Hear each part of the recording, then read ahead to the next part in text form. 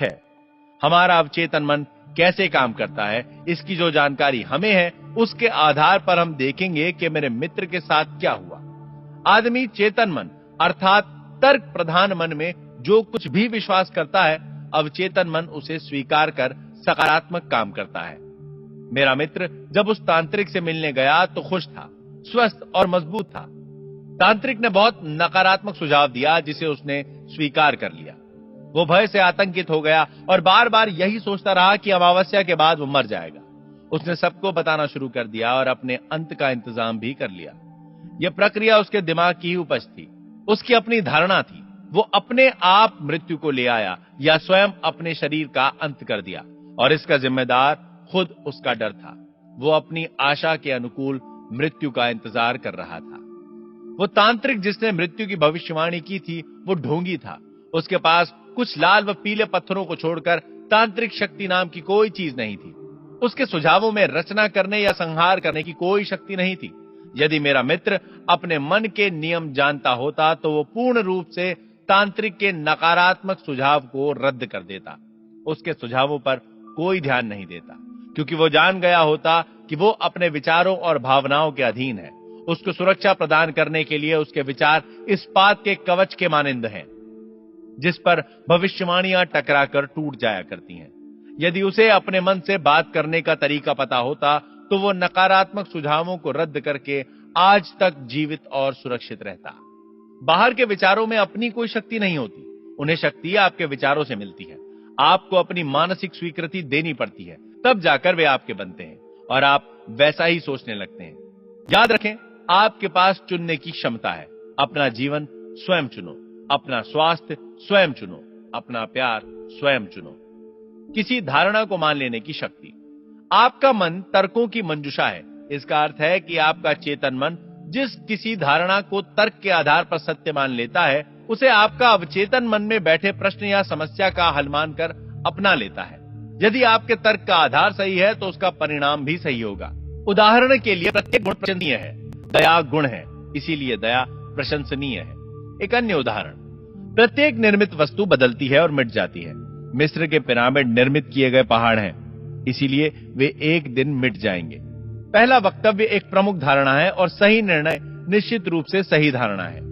College के professor ने, जो न्यूयॉर्क में मन के विज्ञान पर मेरा व्याख्यान सुन चुका था, मुझसे कहा, मेरा सारा जीवन बर्बाद हो गया है। रुपया, पैसा, धन संपदा, दोस्त, सब कुछ चला गया। जिस काम में हाथ लगाता हूं वही डूब जाता है।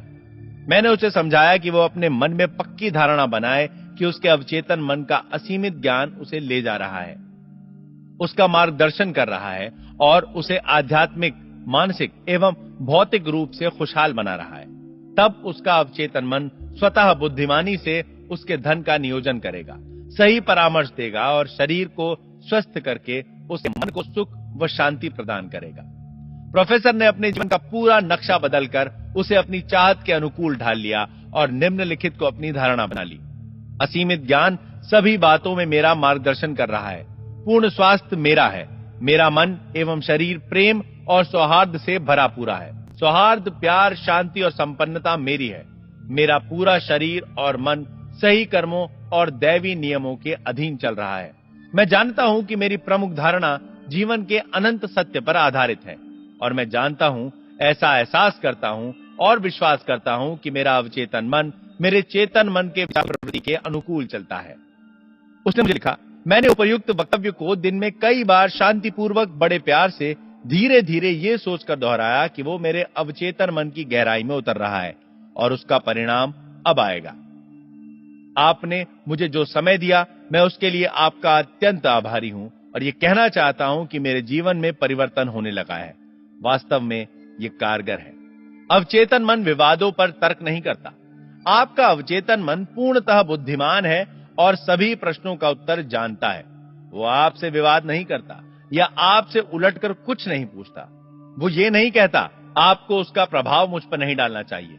उदाहरण के लिए, जब आप कहते हैं मैं ये नहीं कर सकता या मेरी अब उम्र हो गई है अथवा मैं ये जिम्मेदारी नहीं निभा सकता या मेरा जन्म ही अभावों में हुआ, मैं सही राजनीतिज्ञ को नहीं जानता, तब आप अपने नकारात्मक विचारों को अपने अवचेतन मन में प्रेषित कर रहे हैं और स्वभावतः वो उसके अनुकूल काम करने लगता है।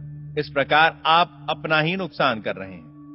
जब आप अपने अवचेतन मन में इस प्रकार की बाधाएं ला रहे हैं और अवचेतन मन को घेर कर रख रहे हैं, आप अपनी भलाई में बाधा पहुंचा रहे हैं और बदले में अपने जीवन में अभाव, बंदिशों को ला रहे हैं। अवचेतन मन में विवेक और बुद्धि के अवसरों को रोक रहे हैं, तो आप दरअसल में ये कह रहे हैं कि आपका अवचेतन मन आपकी समस्याओं का हल नहीं कर सकता।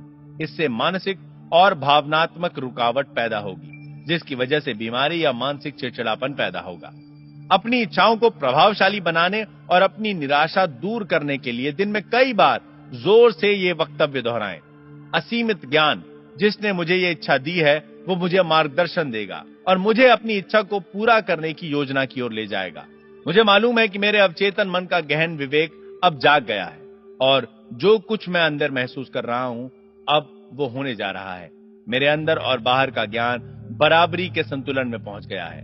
अगर आप कहते हैं कि बाहर आने का कोई रास्ता नहीं है, मैं भटक गया हूं, इस भटकाव से छुटकारा नहीं है, मैं बंदिश में हूं और अड़चन में फंस गया हूं, तो आपको कोई उत्तर नहीं मिलेगा अथवा आपके अवचेतन मन से कोई प्रतिक्रिया नहीं आएगी। यदि आप चाहते हो कि आपका अवचेतन मन आपके लिए काम करे, तो आपको सही मांग करनी होगी और उसका सहयोग प्राप्त करना होगा। वो हमेशा आपके लिए ही काम करता है। वो आपके दिल की धड़कन को इस समय भी नियंत्रित कर रहा है और आपकी सांसों को भी चला रहा है। वो आपकी उंगली के कट जाने पर उसे ठीक करता है और उसकी प्रवृत्ति जीवन भर आपकी रक्षा करने और आपको बनाए रखने की है। आपके अवचेतन का मन उसका अपना है, किंतु वो आपके विचारों और कल्पनाओं के प्रकार को स्वीकार करता है। जब आप समस्या का समाधान ढूंढते हैं, तब आपका अवचेतन मन सजग हो जाता है, किंतु वो आशा करता है कि आप अपने चेतन मन में एक निर्णय पर पहुंचे और सही एवं न्यायोचित फैसला करें। आपको ये जान लेना है कि अपनी समस्या का उत्तर आपके अवचेतन मन में मौजूद है। लेकिन यदि आप कहते हैं, मैं नहीं समझता कि समस्या का कोई समाधान है, मैं नहीं सोच पा रहा हूं, मैं भ्रमित हो गया हूं, मुझे कोई हल क्यों नहीं सूझ रहा, तो आप अपनी प्रार्थना को प्रभावहीन बना रहे हैं।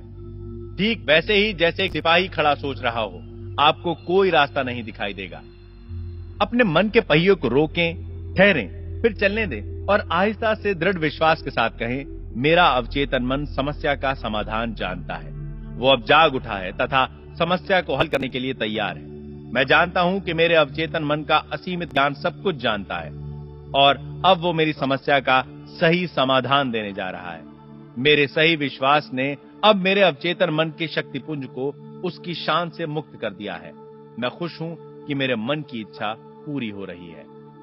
प्रमुख बिंदुओं पर पुनरावलोकन। शुभ सोचें और शुभ परिणाम मिलेंगे। अनिष्ट सोचेंगे तो अनिष्ट परिणाम मिलेंगे। आप वही हैं जो दिन भर सोचते हैं। आपका अवचेतन मन आपसे विवाद नहीं करता, वो वही स्वीकार करता है जो आपका चेतन मन आदेश देता है। अगर आप कहते हैं मेरे वश में ये नहीं है, तो हो सकता है ये सही हो, किंतु आप ये ना कहें, कुछ बेहतर सोचें और आदेश दें, मेरे वश में है, मैं कर लूंगा, मैं इसे स्वीकार करता हूं।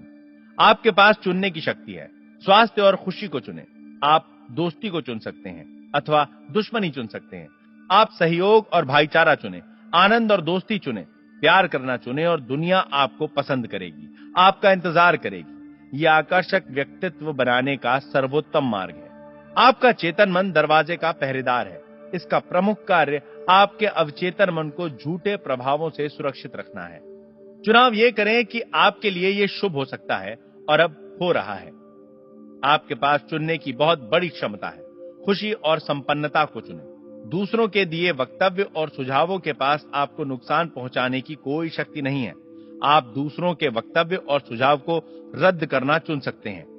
आप ये भी चुन सकते हैं कि आप कैसा व्यवहार करेंगे। आप क्या कहते हैं उस पर ध्यान दें। आपको प्रत्येक कहे शब्द का जवाब देना है। ये कभी न कहें कि मैं असफल हो जाऊंगा, मेरी नौकरी छूट जाएगी, मैं किराया नहीं दे सकता।